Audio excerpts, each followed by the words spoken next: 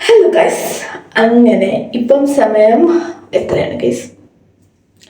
2:36. ഞാൻ ഫിലിമൊക്കെ കണ്ട് ദാണ്ട് വന്ന് റൂമിലെത്തി.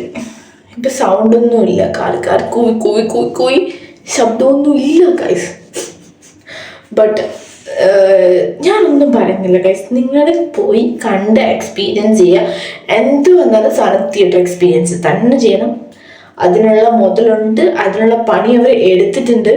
സോ ഞാൻ ഇത് രാവിലെ തൊട്ട് റീൽസ് നോക്കിയാലും എവിടെ തുറന്നാലും യൂട്യൂബ് നോക്കിയാലും എങ്ങോട്ട് നോക്കിയാലും എൽട്ടോൻ്റെ മറ്റേ റിവ്യൂസും മറ്റേ സ്റ്റാറ്റസും അതൊക്കെ കണ്ടുകൊണ്ടിരുന്നു. പക്ഷെ ഞാൻ അങ്ങോട്ടൊന്നും നോക്കാൻ പോയില്ല ഗൈസ്. ബിക്കോസ് ലൈക്ക് അതെന്നൊരു ഏട്ടൻ പറഞ്ഞാണ്, ബിക്കോസ് നിങ്ങൾക്കൊരു സിനിമ കാണണമെന്നുണ്ടെങ്കിൽ ജസ്റ്റ് പോവുക, കാണുക, നമ്മളത് എൻജോയ് ചെയ്യാം. ബിക്കോസ് ബാക്കിയുള്ളവർ പറയുന്നത് കേട്ടിട്ട് അത് വിലയിരുത്തേറ്റ് പോകാനാണെങ്കിൽ ചിലപ്പോൾ നമുക്ക് ഇഷ്ടപ്പെട്ടു എന്ന് വരത്തില്ല. അവനക്ക് നെയ്ച്ചോറ് പിടിച്ചെന്ന് പറഞ്ഞിട്ട് എനിക്ക് പിടിക്കണമെന്നല്ലോ. എനിക്ക് പിടിച്ചത് ബിരിയാണി അല്ലേ, എങ്ങനെ അല്ല അങ്ങനെ. സോ എനിവേ, എനിക്ക് ഭയങ്കര ഇഷ്ടപ്പെട്ടു. It was super awesome movie. I just loved it.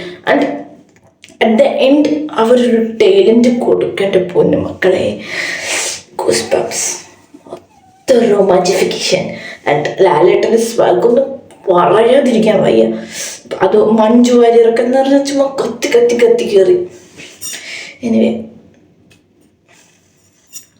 Super. ഞാൻ അങ്ങനെ ഏറ്റവും കണ്ടു കേട്ടോ.